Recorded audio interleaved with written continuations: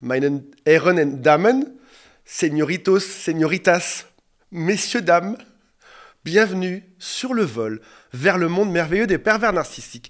J'ai dit dans beaucoup de dernières vidéos que la personne perverse narcissique venait exploiter ta gentillesse. Et je me suis dit que je n'avais pas donné beaucoup d'exemples. Je vous dis souvent que si vous regardez cette vidéo, vous êtes des gens qui sont gentils. Alors c'est bien beau tout ça, de vous dire que vous êtes gentil. Mais si ça se trouve, depuis le début, j'invente que vous êtes gentil juste pour attirer votre sympathie. Ce qui n'est pas le cas. Je vais réellement vous prouver avec une dizaine d'exemples que chaque gentillesse, chaque once de gentillesse que vous avez en vous va être exploitée par cette personne. Avec des exemples qui sont très concrets et que vous avez probablement déjà vécu. On va voir ensemble les 4 ou 5 phases successives qui mènent à l'exploitation de ta bonté. Et souvent, les victimes ne réalisent pas qu'elles ont été abusées. Fréquenter une personne qui est perverse narcissique, que ce soit dans ton couple, dans ton travail ou dans ta famille, c'est un peu comme être emmené au sommet d'un immeuble. J'adore cette image. Tu es emmené au sommet d'un immeuble, on te pousse, et au moment où tu es sur le point de t'écraser, cette personne te sauve pour renforcer l'attachement émotionnel toxique. Je t'ai sauvé. Oui, enfin, pour rappel, tu m'as aussi poussé du haut de l'immeuble. Donc notre objectif aujourd'hui est très simple, arrive à décrypter ces phases du jeu mental que tu as subies. Et une fois que tu les connaîtras, tu pourras rétablir ton contrôle émotionnel et mettre en place des limites saines. En gros, tu vas voir arriver ça à des kilomètres. Alors, avant de démarrer, si vous le souhaitez, abonnez-vous à cette chaîne. Si vous êtes une personne qui est géniale et gentille, cliquez sur ce bouton. Non, on s'en fout, cliquez pas dessus. Vous abonnez pas, je sais dans tous les cas que vous êtes quelqu'un de gentil. Première phase, l'évaluation. Cette personne perverse doit découvrir si tu es vulnérable ou pas. Il va donc venir franchir toutes les limites que tu as dans ta vie. Typiquement, ça va être les limites de ta gentillesse. Je te donne un exemple. Je sais que tu ne veux pas ceci, mais je t'aime trop pour m'en empêcher. Je vous donne des exemples dans un instant. En gros, c'est envoyer du positif, des émotions pour couvrir des abus toxiques. Et c'est là que c'est vicieux. Est-ce que tu es prêt à compromettre tes limites pour des bonnes raisons ? Je sais que c'est flou, voici quelques exemples qui sont extrêmement simples. Tu dis à ton partenaire ou à ta partenaire, par exemple, que tu n'aimes pas être embrassé ou touché en public. C'est ta limite, une limite saine. Tu n'aimes pas ça, tu n'aimes pas qu'on te prenne dans les bras devant tout le monde. Cette personne va te dire « Je sais que je devrais me retenir parce que tu me l'as dit, mais je t'aime tellement que je n'arrive pas à m'en empêcher. » Donc tu vois, tu dis « Stop ». Il va te trouver comme excuse quelque chose de bienveillant, l'amour, pour venir dépasser cette limite. Tu as dit stop, il le fait quand même. Exemple numéro 2. Tu as bien compris le système. Tu dis que tu dois bosser tard ce soir. Cette personne te répond « Je comprends, travaille, ne t'inquiète pas pour moi. Je vais juste rester là, tout seul, à penser fort à toi cette nuit, mais même si je suis triste, fais ce que tu as à faire. » Donc là, tu vois, il est en train de culpabiliser. Tu es en train de dire simplement « J'ai besoin de travailler ». Il a réussi à créer de la culpabilisation. Je t'aime tellement que je ne peux pas vivre sans toi. Je vais être extrêmement triste. Et il va regarder si tu changes ta limite. Peut-être que du coup, tu vas l'inviter à passer quand même et mettre ton travail de côté. Là, on était dans la phase d'évaluation. Une fois que c'est fait, on va intensifier les tests. Il va tester pour voir jusqu'où il peut aller. Par exemple, il fait quelque chose de blessant.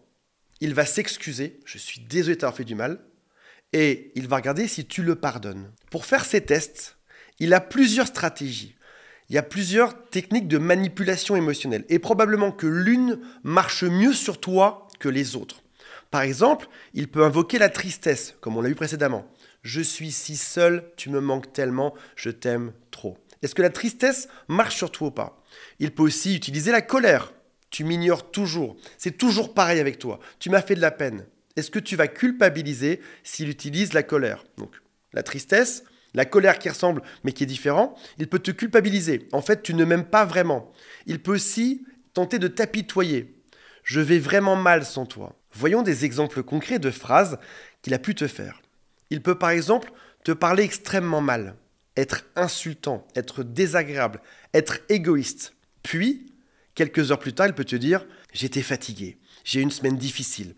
Tu sais bien que je ne suis pas comme ça. » Dans cette phase-là, de test, il va voir si tu pardonnes. Est-ce qu'il peut faire n'importe quoi et ta gentillesse va venir pardonner ses actes. Il va essayer ça 1 fois, 2 fois, 3 fois, pendant des mois. pour voir jusqu'où il peut aller, jusqu'où tu es gentil, jusqu'où tu vas pardonner son comportement. Après ça, il peut te tenter de culpabiliser ou l'apitoiement, comme par exemple, tu refuses de voir cette personne un week-end car tu es fatigué, ou parce que tu vas avoir des copains, ou parce que tu as beaucoup de travail, qu'importe, tu ne peux pas le voir. Il va te dire, c'est pas grave, je voulais juste qu'on soit ensemble, mais je comprends. Je vais essayer de ne pas sombrer ce soir. Ou encore, il te détruit, il t'insulte et revient avec un bouquet de fleurs. Je t'aime plus que tout. Pardonne-moi, ça va changer bientôt. Je vais être différent. Tu sais bien que je suis pas comme ça. Son objectif à ce moment-là, c'est de créer ce qui s'appelle un brouillard émotionnel. On t'envoie du négatif dans la figure, puis on t'envoie du positif. Et on regarde comment est-ce que tu réagis à ça. Est-ce que tu vas t'accrocher au positif? Est-ce que tu vas avoir de la rancœur, de la rancune pour cette partie négative? Ou est-ce que tu es le genre de personne qui est tellement optimiste, tellement gentil que tu vas tout pardonner à chaque fois en te disant, comme de temps en temps il est chouette, comme il s'excuse, alors ça veut dire qu'il peut changer. Et ça tombe bien parce qu'on passe dans la phase 3, qui est celle de la confusion émotionnelle. Il va mélanger des gestes très positifs avec des actions qui sont très négatives. Comme par exemple, tu peux avoir un geste tendre de temps en temps, puis une agression juste après. Il peut t'envoyer un SMS enflammé le lundi matin, et le mardi matin, tu as juste un bonjour ou un ok. Tu n'arrives pas à comprendre que cette même personne puisse t'avoir envoyé ces deux types de messages d'un jour à l'autre. Toi là-dedans, tu ne sais plus exactement où tu en es.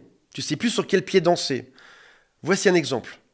À un moment donné, il t'appelle l'amour de sa vie. Il te dit qu'on sera ensemble pour tout le temps, que ce sera génial, que vous avez une trop belle relation. Et puis le lendemain, il va te dire, tu m'étouffes un peu en ce moment. On est encore sur une phase de test de ta gentillesse. Plus tu es gentil, plus tu accepteras ce genre de comportement. Il va venir mélanger des concepts aussi. À un moment donné, tu vas mettre une limite. Tu ne peux pas te comporter comme ça devant mes amis. Je ne veux pas que tu fasses ça devant ma famille. Je n'aime pas quand tu m'insultes. Tu vas dire stop, je n'aime pas quand tu m'insultes. Il va te répondre, tu ne m'aimes plus comme avant.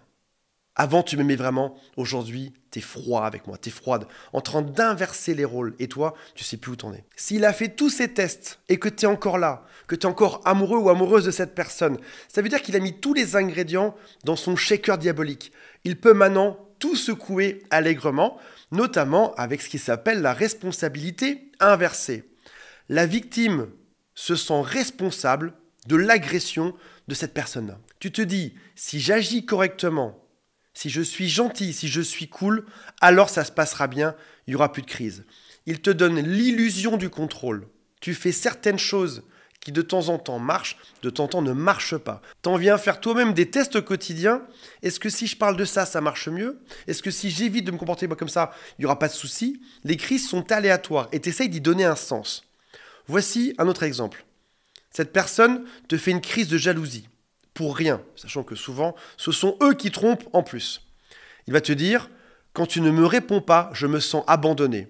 Tu me fais me sentir comme tous ceux qui m'ont détruit dans ma vie. Il va te dire que c'est toi le problème. C'est toi qui crée toutes ces embrouilles. Il va chercher chaque détail, il va tout transformer et tout te mettre sur le dos. Et toi, tu vas te débattre avec ta gentillesse pour prouver que non, tu avais une démarche qui était saine, qui était correcte, que tu l'aimes, que tu as tout fait. Eh bien non, tu n'as pas tout fait. Tu as voulu me détruire. C'est toi le problème. Dans cette phase-là, il y a quelque chose de compliqué qu'il faut bien réaliser. C'est que on est sur de l'abus qui est bien plus ancré, bien plus profond. Parce que toi, en tant que victime, tu te dis que tu peux sauver l'autre. Et surtout, dans cette phase-là, tu es dans une profonde remise en question. Tu te remets tout le temps en question. L'autre en face, pas du tout. Tu es sous emprise de cette personne. La chose la plus compliquée à comprendre, c'est qu'on parle d'une prison à porte ouverte. Tu pourrais partir quand tu veux. Et c'est probablement ce que tu as essayé de faire plusieurs fois, mais cette personne revient à chaque fois. Elle va te faire des silences radio, elle va t'insulter, tester de la gentillesse. Tu peux même parfois avoir des audios sur ton téléphone. Certains sont très doux, certains sont très énervés. Il va tout tenter pour te faire revenir dedans. Il peut te dire ensuite que tu es la seule personne qui le comprenne réellement. Il peut te harceler, il peut aller voir tes amis, ta famille, tes parents, tes amis, pour leur dire que tu devrais revenir là-dedans. Tu peux par exemple bloquer cette personne et il va contacter tes amis. Dites-lui que je vais mal, qu'elle me manque, qu'on ne peut pas s'arrêter comme ça, que c'est trop fort entre nous deux. Il va aussi faire ce qui s'appelle du hoovering, de Hoover, le célèbre aspirateur américain. Il va passer l'aspirateur sur tout ce qui s'est passé. On s'est mal compris, les torts sont partagés, j'ai bien compris ce que tu me disais, c'est quand même dommage de mettre fin à une relation comme ça, on est fait pour être ensemble toute une vie. Et c'est cette intermittence de chaud et de froid qui te laisse coincé dedans. Quand ça se passe bien, ça se passe extrêmement bien. C'est la meilleure personne que tu as jamais eue de ta vie. Quand ça se passe mal, ça se passe extrêmement mal. Et d'un point de vue hormonal, ça vient créer une addiction en toi. Tu as l'addiction des bons moments et ton cerveau, parce que tu es gentil, tente de gommer les mauvais moments. Je dirais même plus, c'est pas que être gentil. Tu es sûrement aussi quelqu'un d'optimiste. Quelqu'un qui donne des secondes chances. Quelqu'un qui se dit qu'on peut changer. Et tu as eu affaire à une personne manipulatrice qui t'a fait croire qu'avec de la patience, de la gentillesse et de l'optimisme, on pouvait le changer, ce qui n'était pas le cas. Il a joué sur tes qualités, il a joué sur ta gentillesse. Voilà mes amis, j'espère que ça vous a intéressé. Je vous rappelle qu'il y a un lien pour m'appeler juste en dessous, le quiz qui s'appelle « Cette personne est perverse, narcissique ou pas ?» Et on se retrouve prochainement, salut à tous, bye.